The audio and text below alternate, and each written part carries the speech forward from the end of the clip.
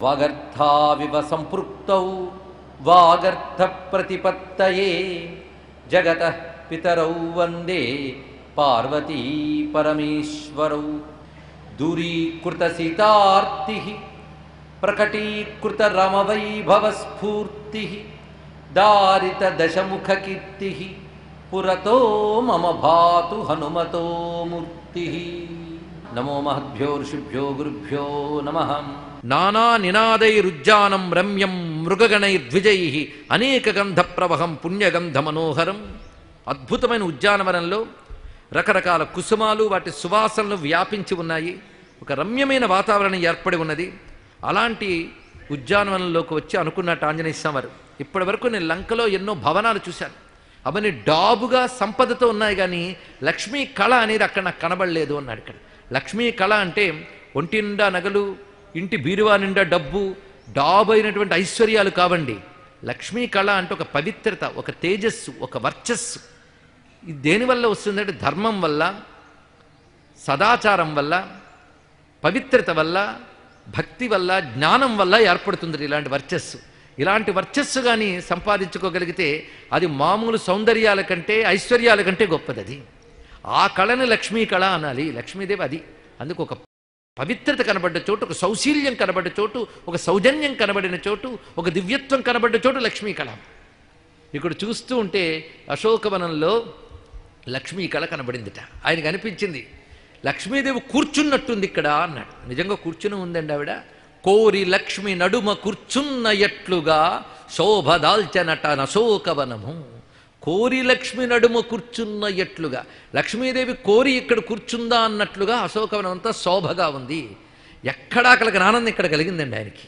లక్ష్మీదేవి ఉన్నట్టుగా అనిపించిందిట. ఉన్నట్టు ఏమిటి, ఉన్నది అక్కడే. పైగా కోరి లక్ష్మి నడుమ అనే మాట వేశారు ఇక్కడ విశ్వనాథ వారు. కోరి కూర్చుందిట ఆవిడ. కోరి కూర్చోవడం అంటే సీతాదేవి కావాలనే వెళ్ళింది అక్కడికి అర్థం. ఇక్కడ సీతా మహాలక్ష్మి లోపల ఉన్నది. మహాలక్ష్మి అక్కడ ఉంది కనుక అశోకవనానికి అంతటికి లక్ష్మీ కళ వచ్చినది అక్కడ. మొత్తానికి స్వామి చూస్తూ ఉంటే సీతమ్మ ఇక్కడే ఉండి ఉండాలి అనుకున్నట్ట. క్షోణి తనూజ మర్రందయుండను, సీతమ్మ ఇక్కడే ఉండి ఉండాలి అనుకుంటూ ఉండనవు నేనేమి ఉండనే ఉన్నది పద్మాక్ష సీత కావలయునేమి. ఉండుంతేమో ఏంటి, అదిగదిగో అక్కడ కనబడుతోంది ఒక మహా తేజస్వరూపిణి, ఆమె సీత అయి ఉంటుందని దూరం నుంచే చూసేట. పైగా హనుమంతుని దృష్టి సామాన్యం కాదండి, ఎంత దూరమునైనా దర్శించగలదు. మధ్యే స్తంభ సహస్రేణ స్థితం కైలాస పాండురం సదదర్శ విదూరస్థం చైత్య ప్రాసాదముచ్ఛ్రితం ప్రవాళకృత సోపానం తప్త కాంచన వేదికం. ఆ దూరములో వృక్షముల నడుమ ఒక చైత్య ప్రాసాదము అంటే రాతి కట్టడాన్ని చూశాడు అక్కడ. ఈ కట్టడాన్ని మనం ఎలా ఊహించుకోవచ్చు అంటే పైకప్పు లేకుండా అందమైన స్తంభములు, క్రిందన అరుగులు అంటే వితర్దికులు అంటారు, వీటన్నిటితో ఏర్పాటు చేసిన విశాలమైన ప్రాంగణంతో ఆ రాతి కట్టడం శోభిల్లుతున్నది.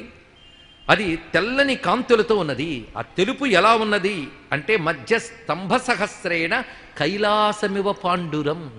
అది 1000 స్తంభాలతో కట్టినటువంటి మండపం. అది కైలాసము వలె తెల్లగా ఉంది అన్నాడు. వర్ణన ఎంత చక్కగా చేశాడో. ఎందుకంటే ఆ లోపల కూర్చున్నది మహా కైలాస నిలయ మృడాల మృదు దోర్లత. అందుకే సహస్రస్తంభ మండపాయ నమః అని అమ్మవారి మణిద్వీప వర్ణంలో కూడా మనం చదువుతాం. అది మహాకైలాసం. అందుకే త్రిపుర సుందరి సీతమ్మ అని స్ఫురణ మనకి హనుమంతుడు అశోకవనంలోకి వెళుతూ జానిస్తున్న దగ్గర నుంచి కనబడుతుంది. మీరు పరిశీలించండి. ఈ కైలాసమివ పాండురంను వాల్మీకి చెప్పడంలో కూడా ఒకానొక సంకేతాన్ని మనకు అందించాడు. అంటే తెల్లని ఆ చోట ఆ మధ్యలో కొన్ని వృక్షములు ఉన్నాయి, శింశుప అశోక మొదలైన వృక్షములు. ఆ వృక్షం మూలంలో కూర్చుని ఉంది తల్లి అక్కడ. ఆ తల్లిని దూరం నుంచే చూశాడు స్వామి ఇక్కడ. దీన్ని బట్టి మనం ఇంకోటి కూడా ఆలోచించాలి. రావణుడు సీతమ్మని ఎంత జాగ్రత్తగా పెట్టాడో చూడండి. ఏమి ఈమెను తీసుకొచ్చి అంతఃపురంలో అనేక మంది స్త్రీల మధ్యలో పెట్టలేదు, ఈమెను విడిగా తీసుకొచ్చాడు. అంటే అమ్మా నువ్వు మిగిలిన వాళ్ళ లాంటి దానివి కావు తల్లి, నువ్వు ప్రత్యేకము అని భావన రావణుడు జీవుడికి తెలుసు. ఎందుకంటే రావణుడు జీవుడు ఎవడు, జైవిజీవుల్లో ఒకడు, మర్చిపోరాదు. రావణుడు అనబడే రాక్షసుడికి ఆ దేహానికి ఈ కాలపు స్పృహ ఉండవచ్చు, కానీ రావణుడు జీవుడికి మాత్రం వైకుంఠ స్పృహ ఉంది. వైకుంఠంలో మహాలక్ష్మీదేవిని అమ్మాను కొరుచుకున్నటువంటి జీవుడికి ఇప్పుడు సీతమ్మ రూపంలో తెచ్చినంత మాత్రమున అతడు జీవుడికి ఏదో పవిత్రమైన భావమే కలుగుతుంది. అందుకే ఆమెను విడిగా తీసుకొచ్చి అశోకవనంలో కూర్చోబెట్టాడండి అక్కడ ఆ తల్లిని.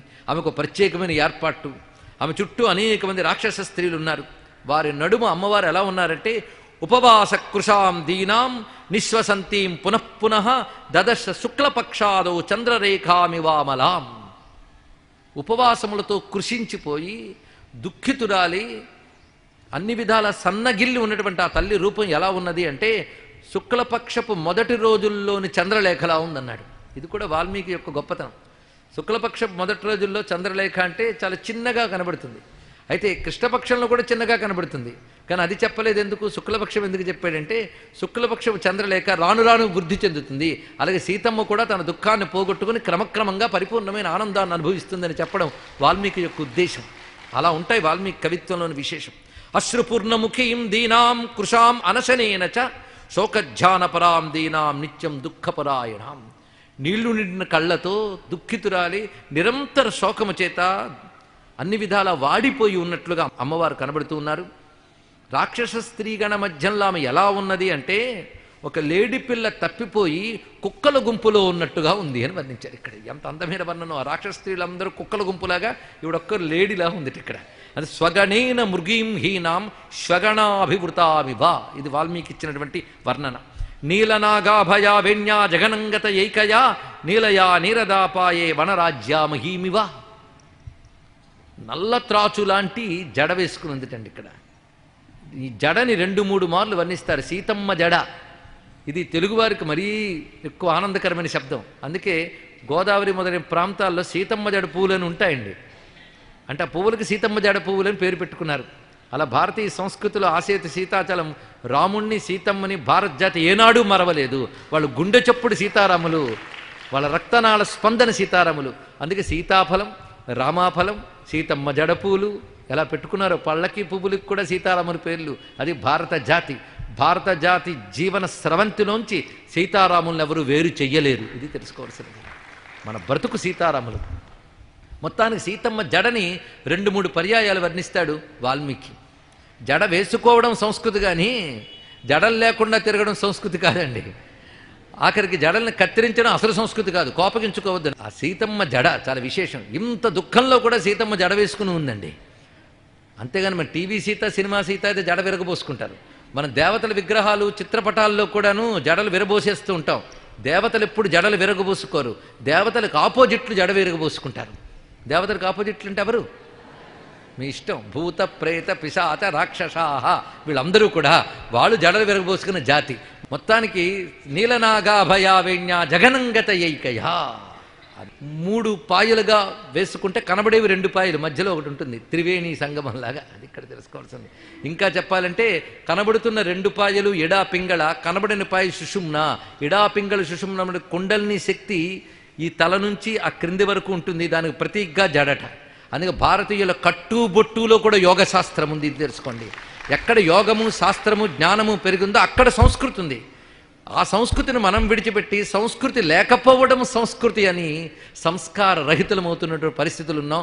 మన బుద్ధుల్ని భగవానుడు బాగు చేయుగాక. తర్కయామాస సీతేతి కారణైరుపపాదిభి హ్రియమాణా తదాతేన రక్షస కామరూపిణాం. ఆ సీతమ్మని చూసి ఈమెయే సీతాదేవి అని నిర్ణయించుకున్నట్ట. ఎందుకంటే మహామేధావి అయిన హనుమంతుడు కనబడుతున్నటువంటి కారణాల ప్రకారంగా ఈమె సీతయే అని నిర్ణయించుకున్నాడు.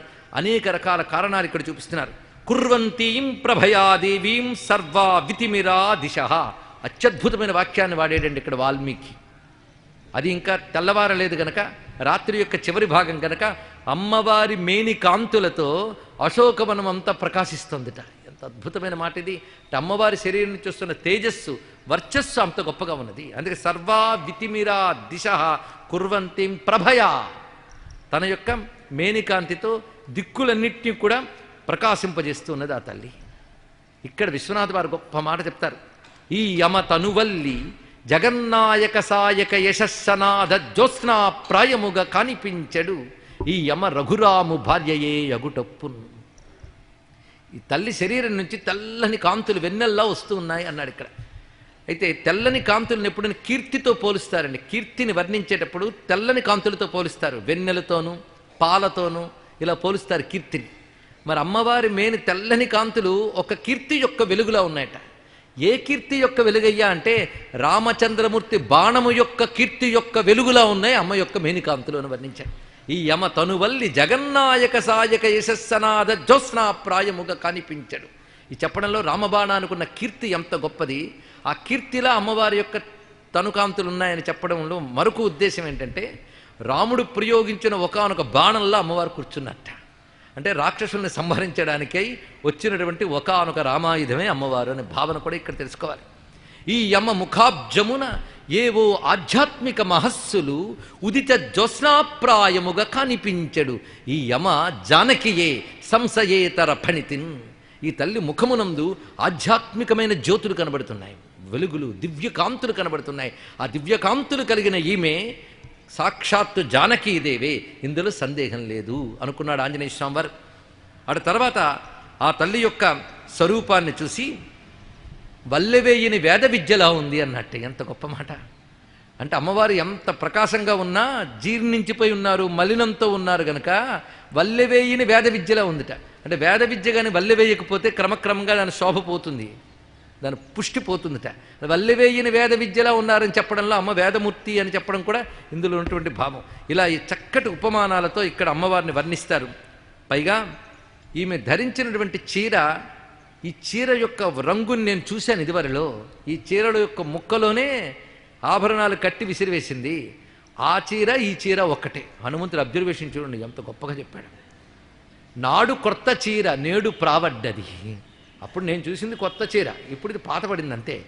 కానీ ఇది అనసూయం ఇచ్చిన చీర అండి, అది కూడా విశేషం. అది అందుకు ఆ చీరకు ప్రత్యేకత ఉన్నది, అది రక్షిస్తుందిట.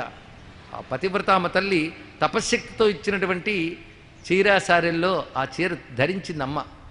అందుకు ఆ చూసి పోల్చుకున్నాడు. పైగా నేను ఏ ఏ ఆభరణములైతే మూటలో చూశానో ఆ ఆభరణములు ఉండవలసిన స్థానములు ఖాళీగా ఉన్నాయి.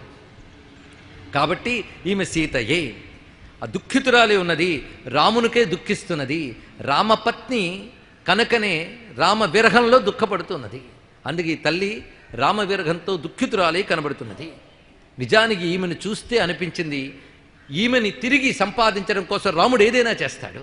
ఇంత వానర సైన్యాన్ని కూడగట్టడం కానీ, ఇన్ని విధాల ప్రయత్నములు కానీ ఈమె కోసమే చేస్తున్నాడు. నిజమే, ఈమె కోసం స్వామి అవసరమైతే ప్రపంచాన్ని కూడా తల్లకిందులు చేస్తాడు అని చెప్పడంలో ఉద్దేశం ఏంటంటే, రామునికి అంత ముఖ్యమైనటువంటి శక్తి స్వరూపము ఈమె కోసం స్వామి అవసరమైతే ప్రపంచాన్ని కూడా తల్లకిందులు చేస్తాడు అని చెప్పడంలో ఉద్దేశం ఏంటంటే, రామునికి అంత ముఖ్యమైనటువంటి శక్తి స్వరూపము ఈ అమ్మవారు. పైగా ముల్లోకాలలో ఉన్నటువంటి సర్వ సంపదలు తీసుకొచ్చి ఈ తల్లి దగ్గర ఉంచినా ఆ సంపదలు ఈ తల్లి యొక్క సౌభాగ్యం దగ్గర, సౌందర్యం దగ్గర 16వ భాగానికి కూడా సరిపోవని మాట చెప్తాడు ఇక్కడ. దీని అర్థం ఏంటి? ఈవిడ త్రిపుర సుందరి, ముల్లోకాలు ఆవిడ ఉంది అంతండి అల్పములే అని చెప్పడం దీని యొక్క మరొక భావం. ఇలాగా రకరకాలుగా అమ్మవారి గురించి భావన చేస్తూ ఒక్కసారిగా కాస్త ఆనందించాడు, దుఃఖించాడు, రెండూ కూడా. సీతమ్మను చూసినటువంటి ఆనందము, దుఃఖితురాలైన సీతమ్మను చూడగానే తనకి దుఃఖం కలిగిందిట. సీతామాశ్రిత్య తేజస్వి హనుమాన్ విలలాప సముహూర్తమివ ధ్యాత్వా బాష్పపర్యాకులేక్షణ. అంత ఇంద్రియ నిగ్రహం కలిగిన మహాధీరుడైన హనుమకు కూడా కళ్ళు చెమ్మగిల్లేయండి, మనసు కరిగింది. ఆ కన్నీళ్లతో ఒక్కసారి అనుకుంటున్నాడు, ఎది సీతాపి దుఃఖార్త కాలోహి దురతిక్రమ.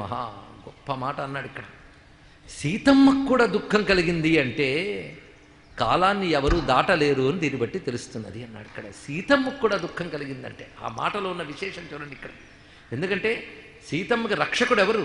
రామచంద్రమూర్తి, తర్వాత మరిది లక్ష్మణస్వామి. అలాంటి రక్షకుడు ఉన్నటువంటి సీతమ్మకు కూడా దుఃఖం కలిగిందంటే ప్రారబ్ధాన్ని అనుభవించక తప్పదు, కాలాన్ని ఏ ఒక్కరూ దాటలేరు అని సీతమ్మకి కలగవలసిన దుఃఖమా ఇది? సీతకు అసలు దుఃఖానికి తగిన ఆవిడేనా? ఆవిడకు దుఃఖం ఏమిటి అని బాధపడ్డాడు ఆంజనేయ స్వామి వారు. దానితో రెండు చేతులు దోజులించి రామచంద్రమూర్తికి నమస్కారం చేసుకుంటూ ఒక్కసారి ఆ తల్లి యొక్క స్థితిని గమనిస్తున్నాడు. చుట్టూ రాక్షసకాంతలు ఉన్నప్పటికీ ఆ తల్లి అటు రాక్షసుల్ని కానీ ఇటు అశోకవనాన్ని కూడా పరిశీలించకుండా కేవలం రామచంద్రమూర్తిని ధ్యానిస్తూ ఉన్నది. అప్పుడు కళ్ళ నీళ్లతో సీతమ్మను చూసి నమస్కరించుకుని, నేను ధన్యుణ్ణయ్యాను, సీతాదర్శనం దొరికింది అని నమస్కృత్వాచ రామాయ లక్ష్మణాయ చ వీర్యవాన్ సీతాదర్శన సంహృష్టో హనుమాన్ సంవృతో భవత్. సీతమ్మను చూసిన ఆనందంతో రామలక్ష్మణులకి నమస్కారం చేసుకుని ఆ చెట్టు యొక్క గుబురైన ఆకుల నడుమ తనను తాను దాచుకున్నట్టు ఆంజనేయ స్వామి. ఇక్కడ ఆ అశోక వృక్షము యొక్క కొమ్మల నడుమ ఆకుల మధ్యలో హనుమంతుడు ఎలా ఉన్నాడు అనే దాన్ని అనేక రకాలుగా వర్ణించారు పెద్దలు. అందులో ఋషికల్పులైన మహాత్ములు ఇక్కడ హనుమని ఎలా ధ్యానించారో మనం పరిశీలిస్తే, అశోక తరుశాఖాయాం ఆలీన పవనాత్మజ అబుద్ధ సీతావృత్తాంతం అంతర్యామివ దేహినాం. ఇది సుందర రామాయణం అనేటువంటి ఒక ఆశ్చర్యరామాయణంలోని శ్లోకం. ఇది హనుమంతుడు ఆ చెట్టు మధ్యలో కనిపించకుండా ఎలా ఉన్నాడంటే సర్వజీవుల్లో కనిపించకుండా ఉన్న అంతర్యామిలా ఉన్నాడు అన్నారు ఇక్కడ. అంటే అంతర్యామిగా ఉన్న భగవంతుడే ఇతడు అని స్ఫురింపజేయడం ఒకటి. అలాగే ఏకనాథుడు, మనకి మహారాష్ట్రలో ఏకనాథుడు, సంతి ఏకనాథుడు చాలామందికి తెలుసు. ఆ సంతి ఏకనాథుడు రచిస్తూ హనుమంతుని ఇక్కడ వర్ణిస్తాడు. హృదయంలో ఉండి కూడా కనిపించని ఆత్మలా ఉన్నాడు, వేదాల్లో ఉండి కూడా వ్యక్తం కాని బ్రహ్మ పదార్థంలో ఉన్నాడు అని వర్ణించారు ఇక్కడ. దీన్ని బట్టి హనుమంతుని పరబ్రహ్మ భావనతో చూస్తున్నారు. ఈ సమయంలో అప్పుడే తెల్లవారబోతూ ఉన్నది, బ్రాహ్మీముహూర్తమైంది. అప్పుడు ఒక మంగళకరమైన నాదములు వినబడ్డాయట. ఓహో, లంకలో అప్పుడే సందడి మొదలైంది అనుకున్నాడు ఆంజనేయ స్వామి.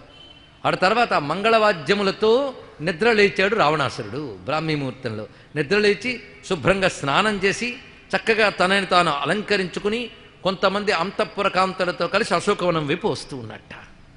దీన్ని ఆంజనేయ స్వామి వారు చూసి ఆ పై కొమ్మల నుంచి క్రింది కొమ్మ మీద కొంచెం దిగాడు, దగ్గర నుంచి చూద్దామని. ఆకుల మధ్యలో చూస్తున్నాడు. ఇక్కడ తిన్నగా రావణుడు వచ్చాడు సీతమ్మ ఉన్నటువంటి చోటుకి. ఇక్కడ విశేషమైన అంశం ఏమిటంటే ఆ సమయంలో రావణుడు ఎందుకు వచ్చాడు, ఇది ఆలోచించాలి.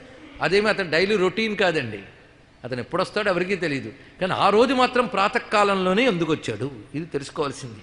ఎందుకంటే రాముడికి సందేశం పంపాలి అంటే సీతమ్మకైనా రావణుడికైనా ఇదే అవకాశం. ఎందుకంటే దూత వచ్చి కూర్చున్నాడు అక్కడ, కాబట్టి మాట్లాడాలి.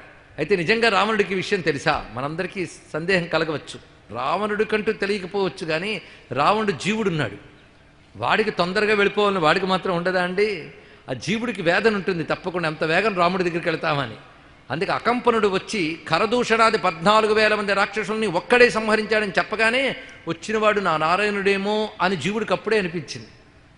అందుకే సీతమ్మను అపహరించడం అంతా జీవుడు చేసిన పని. ఆ రాక్షసుడు అనబడే రావణాసురుడికి వేరే తెలియకపోవచ్చు, కానీ జీవుడికి తెలుస్తాయి ఇవన్నీ కూడా.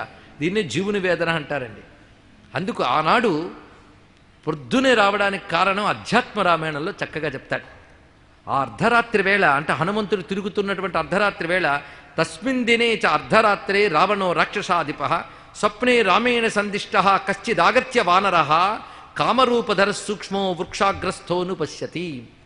రాముని సందేశాన్ని తీసుకువచ్చిన ఒక వానరుడు సూక్ష్మ రూపాన్ని ధరించి చెట్టు కొమ్మపై ఉన్నట్లుగా రావణుడికి ఆ రాత్రి కల వచ్చింది అని వర్ణించింది అధ్యాత్మ రామాయణ ఇక్కడ.